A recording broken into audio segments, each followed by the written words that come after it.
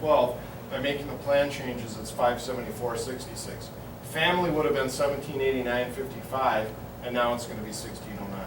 You can see in the box down there, on the average for all of our plan choices, the annual savings for single coverage is about $750, and for family coverage, it's $2150. And that's really a huge number. Anytime you can get premium reduction that is worth probably 70% of the additional risk that you're taking on, that's something worth doing. And basically, we've got 75% and over 100% of the risk covered by the premium reduction. Okay. The increase in the deductible and the out-of-pocket max, first of all, only affects people who reach the current thresholds. So if you're a single person and you're annually paying about $600 for your health care, you're not even hitting the $1,000. So you're not going to hit the $2,000 either. So it really doesn't affect those people. What it's going to affect is people who, in any given year, are over $1,000 or are frequently over that amount. And so we looked at a bunch of statistics because we wanted to know, is this, who's going to be impacted by this? We went back 3 years worth of data. In 2012, 10% of the employees with single coverage hit their out-of-pocket max. 7% of employees with family coverage hit the out-of-pocket max. If you aggregate those together, your chance of hitting the out-of-pocket max is about 9%, less than once every 10 years. Yeah, it's because we come right up to it every year. We also looked at, but again, It's farther away. Well, you can tell me that all day. I'm the one paying the bills. right, but if you're at $900 or even $999, and you're at $999 every year, having it go from 1,000 to 2,000 isn't going to change your $999. I don't know, but it's already past that this year. From 2010 through 2012, there was only 2.2% of the employees who hit the out-of-pocket max all 3 years. Okay? And the reality is that people who do hit the out-of-pocket max account for 80% of the claims costs paid by the plan. It's not picking on people. It's just the reality. And this is one of the realities of any group insurance product is, to what extent do, in this case, the healthier people subsidize through their premiums the less healthy. And that's one of the factors that we had to look at here was if we're looking at something that in a worst case scenario might be hitting 10% of the people or somewhere between 2 and 10% of the people, should the other 90% or so of folks pay considerably more in premium to leave those people kind of where we're at now. And that's only this year. One of the realities of health insurance is that it doesn't go down. It only keeps going up. And the higher the rate of increase, the worse it gets, because a 15% increase for this year, all that means is that sets that base for 2014 even higher, which means it's almost exponential, the costs over, say, like the next 10-year horizon of the difference between making this change today. So that's another reason why the dollars here are so significant. Now this looks at the actual cost to the employees, okay? So I've kind of shown you the macro now, now I'm going to show you the micro. With single, the choice for people who do the wellness, and I use choice here because that's where most employees are. In 2013, the premium is $61.58 a month, which is about $740 a year.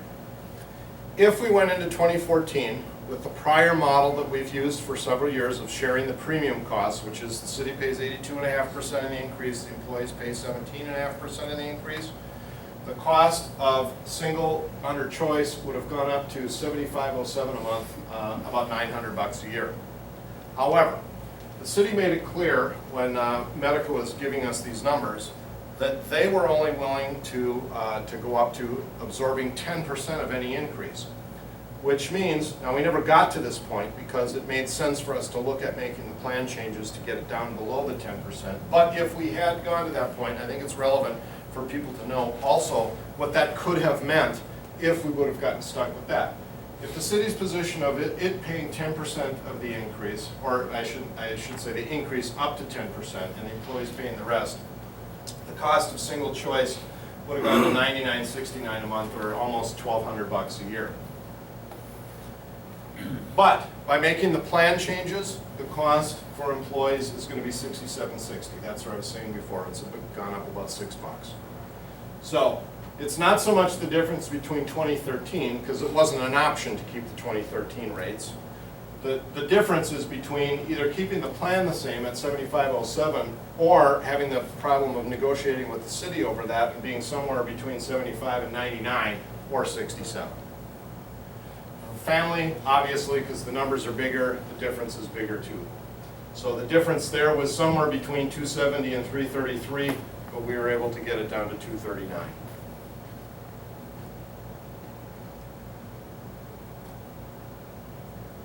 Okay. Now, premiums are only part of the story. Those of you who have heard me talk about health insurance in the past, you've heard me say that you can't just look at premiums. You need to look at total cost, which includes all of your out-of-pocket expenses and premium. All right? So years ago, I did a study with the state of Minnesota, and to do this cost analysis of the impact of healthcare on employees, we used actual claims data for the 140,000 covered lives of the state employees. We used the similar numbers for doing analysis in the city of Minneapolis and the city of St. Paul. And it's based on the average, how many office visits does a person have, how many prescriptions a year do they get filled, what's the percentage likelihood of having an inpatient or an outpatient procedure, okay? That develops kind of a cost profile then, and then you can run that scenario of how many of those services you have through your plan design to come up with how much under your plan you'll actually have to pay out of pocket. This is the relevant piece that I think is probably the biggest takeaway from this whole scenario on the changes. If we maintain the current plan structure, okay, the out-of-pocket costs for somebody with $750 of annual claims costs who's in Choice Wellness, this is single coverage, their out-of-pocket cost plus their premium less their VIBA, because we're assuming that they're applying their VIBA to their out-of-pocket costs, they will spend $866.28 for the health care in 2014. However, by making these plan changes, and again, we're assuming that they also qualify for that extra $200 VIBA contribution, their out-of-pocket costs plus their premium less their VIBA is $2,180. So saving almost $600 by making the plan changes. And I know the skeptics are going to say, well, that's all well and good for the people with low claims costs. But what about somebody with high claims costs? So I ran it with that too. Somebody who has $2,500 of annual claims costs, so they're hitting their total deductible but not maxing out yet. Currently, under the current plan design, their total cost would be $1,460. Under the new design, it goes up to $1,631, so an increase of about $220. Worst case scenario is somebody who's hitting that 8,000 plus threshold, they're looking at $2,100 and $2,500. So on paper, here's the point, on paper it looks like, hey, I'm taking on $1,000 of additional risk in the worst case scenario, but the reality is when you factor in the premium savings and the additional VIBA contribution, it's $400. Now I didn't put into this calculation because I didn't really have any way to try and estimate it.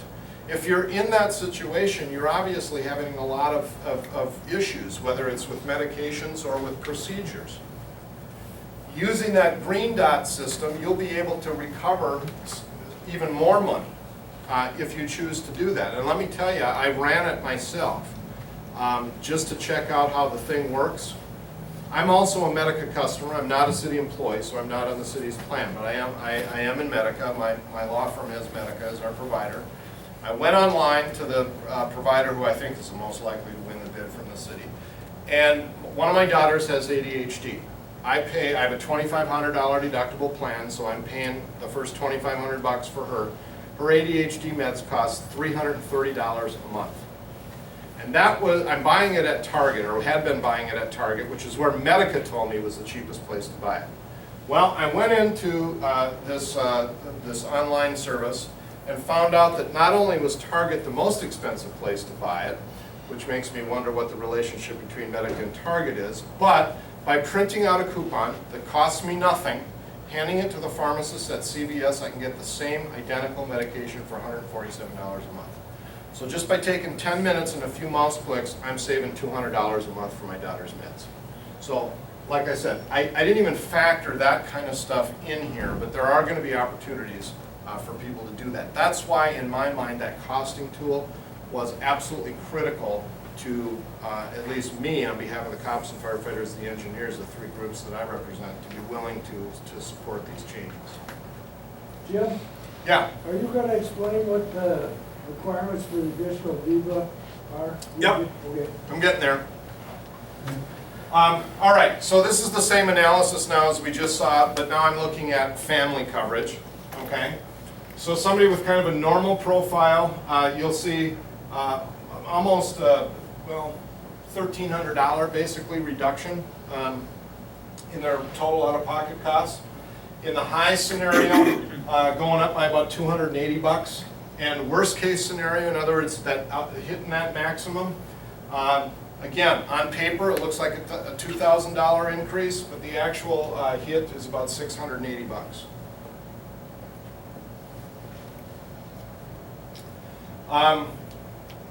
We also looked at not only the impact on individuals, but we said, okay, well, where does this put us relative to other public employers in the metro area? In 2013, which is, we were looking at current data, even though obviously this plan change takes effect in 2014, but already in 2013, we used this comparison group of 27 agencies, which is Minneapolis, St. Paul, and the 25 suburbs with more than 25,000 in the population. I realize not all of them have full-time fire departments, but we use the same cities for comparing whether it's cops or AFSCME clericals or whatever. In that group, the most common plan design currently is a deductible of $2,500 for single, $5,000 for family. In fact, in 2013, there were only 5 other cities that had a deductible below $2,000, and one of those is St. Paul. They have negotiated a 3-year deal between labor and the city and with health partners, and their deductibles are going to be going up in 2014 to $2,000 and $2,500 in 2015 with commensurate increases. Those are for single, but commensurate increases for family. The average deductible in 2013 among the metro cities is over $2,000 and over $4,000 for family. The average out-of-pocket max you can see there too. So bottom line is these changes still kept us consistent with what other people were doing. When you factor in though the difference in what they pay for premium, I was just looking at this today because I'm constantly gathering more data. Maple Grove, for example, it just floored me. For family coverage, they're paying, not only do they have a $4,000 single deductible, $9,000 family deductible plan, for family coverage, they're also paying almost $700 a month. That claims cost thing, you know, of what we were looking at before, for a person in the normal healthcare profile in Maple Grove was over $10,000. Okay. So, we talked about the additional $200 VIVA. Here's what you need to do. If you are taking single coverage, or if you have family coverage with only children on your plan, you will only need to do more than 300 points, which could mean 301, except the least point value for any of the activities is 25. So it's basically 325 points. But it's going to be easy to do, because one of the things that's going to be offered is going to be like a 1-hour course or a brown bag seminar or something like that. And I'll make sure that there's opportunities for firefighters to be able to do it. Maybe we might even have them bring it around to the fire stations or whatever. But there'll be a program on how to use this costing tool most effectively. That's going to be worth 25 points. So just by going to the meeting to find out how to save money, you will earn the additional VIVA. That's if you have single coverage. If you have family coverage and your spouse is on the plan, They're just asking that your spouse also log on to do the health assessment. They don't have to do any of the other stuff, just that online health assessment, and then you'll qualify for the $200 if you have family coverage. Okay, the tool can also be used. This is something that I didn't talk about, this costing tool. It's also going to be able to look up under your network. So let's say that you're in the Choice network. You can look up and see what the cost of your appendectomy will be. That might be a bad example, because that might be in a more of an emergency procedure. Let's say something happier, like, I don't know, a colonoscopy. You can look up and see what your colonoscopy will cost being in the Choice network if you go to, you know, wherever, an Allina clinic. Let's say you're going to go to Abbott. It will also allow you to click over to Elect and Essential to see what you'd pay if you were in that network. So it will be something that you can use prospectively to help you as you go into next open enrollment to find out whether you could maybe even save more money by switching to one of the smaller networks. So that's another benefit to that tool. I think I've already covered these points, yeah. Okay.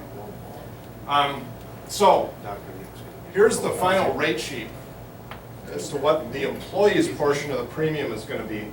And again, the W stands for wellness completers, B is for basic. So you can do a side-by-side comparison there. You can see for single, Elect Essential, it's going from $41.72 this year down to $33.11. Family's going down by about $1.50. And for Choice, as I already said, it's going up $6. For family, it's going up by 14, roughly.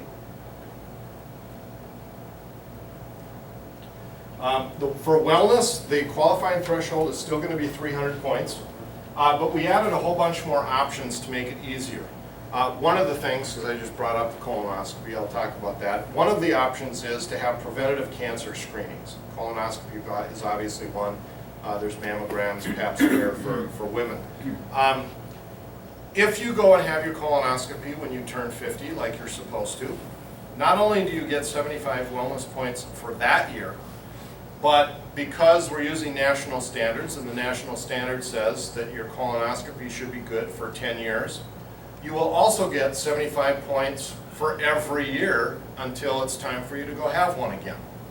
So we've structured this in a way that it should be very easy for everybody to qualify for the wellness premium reduction. Other than that additional incentive piece for people with family coverage that includes a spouse, it remains only the employee that has to do any of the wellness stuff.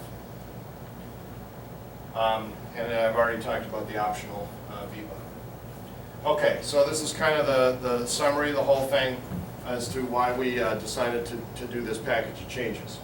And then when I get done with this, even though this is the last slide, I will talk a little bit about what it might mean if we go self-insured in 2015.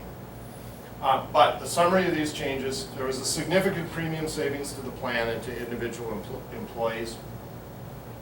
The deductible and the out-of-pocket max increases will affect less than 10% of the members, and they're in line with what's going on in the metro marketplace.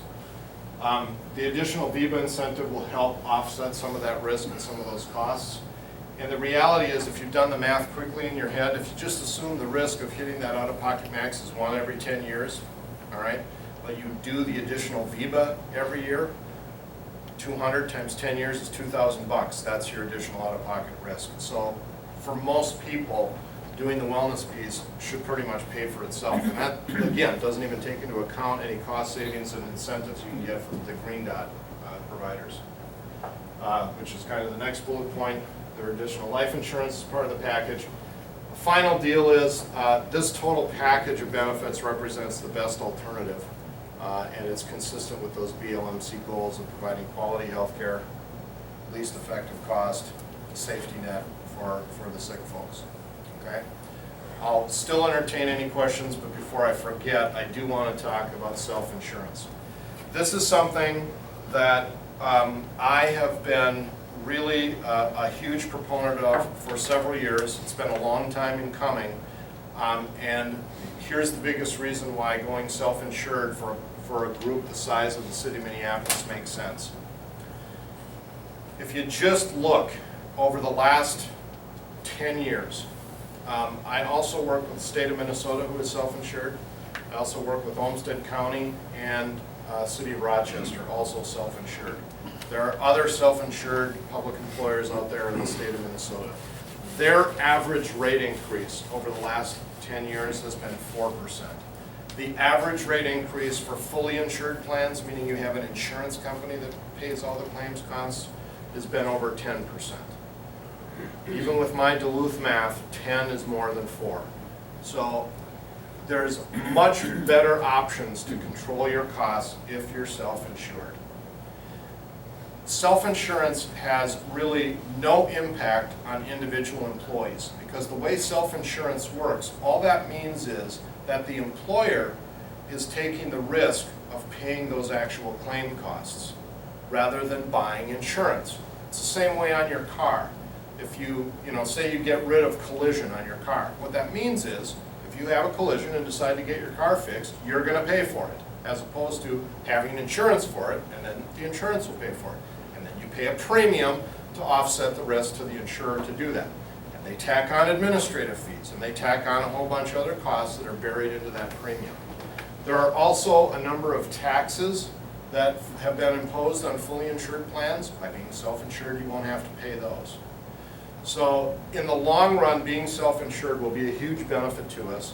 But, as I said, you will not see any difference, because even in a self-insured scenario, the employer will still contract with a Medica or Blue Cross or somebody in order to get their administration of all the claims and to purchase their provider networks. So it's not a done deal that we're going self-insured in 2015, because I think there's like an election this year that we might have a new mayor and some other people, so I'm glib, of course, but there's going to be a huge political turnover in the city. But hopefully the work that we've done to move towards self-insurance will continue. But the reality is, let's just assume for the sake of our discussion that we keep Medica. You will see no difference. You will still have a Medica card. The plan design will remain the same. You will go to the doctor just as you've always gone. The only difference is behind the scenes, that piece on the EOB that says, here's what's paid by the plan, it will be paid for by the city and not by Medica. And there will be actuaries that will sit down every year and decide, just like Medica does now, here's what you should collect and put into a trust account to make sure the city has the money. That's the way it all works. We're not going to trust the city council to just have the money to set it aside to pay these things. We know how that worked out with the Relief Association, and it wasn't always so good. So the only way that labor will ever agree to do that is if we set up a trust. Once the city pays the money into the trust, it belongs to a separate legal entity. The city can't take the money back or anything else. And so then it's that trust that will actually pay the plan. But the actuaries will tell the city how much has to go in, and then we'll determine, again, of that amount, how much the city pays, how much the employees pays. It will really be seamless for all of you, but it will give us much more flexibility in what we do, and it will help us control our costs a whole lot better. Okay, that's basically all I came prepared to talk about. I know it's a lot to digest, but as I said, we wanted to give you the benefit of being ahead of the curve here before you get your open enrollment packets, so I will be happy to answer any questions that anybody has, if there are any. Hey Jim, wasn't there, and forgive me if I missed it when I stepped out, when whatever we call the network that you can go in and research essentially your procedure, you're having to find the lowest bidder if you want. Wasn't there also a $50 or $100 rebate? Was if you used that? Did you mention that? Yeah. Okay. If you use the green The dot, green that's dot part, system. not only, so the costing tool not only gives you the ability to actually do some cost and pricing, but also incents you with a cash rebate Just between $25 and $100. Check back to the member too. Yep. Yep. All right. Oh, See, so out of the other healthcare providers, Blue Cross Blue Shield and all that, Medica is the best one? Well, here's the thing. They're all pretty much the same in terms of the networks, the access to the doctors, the provider reductions. I've worked with all of them. St. Paul has health partners. They've had health partners for years. We had health partners here years ago. We've had Blue Cross. As I said, I've worked with all of them. They all operate the same way.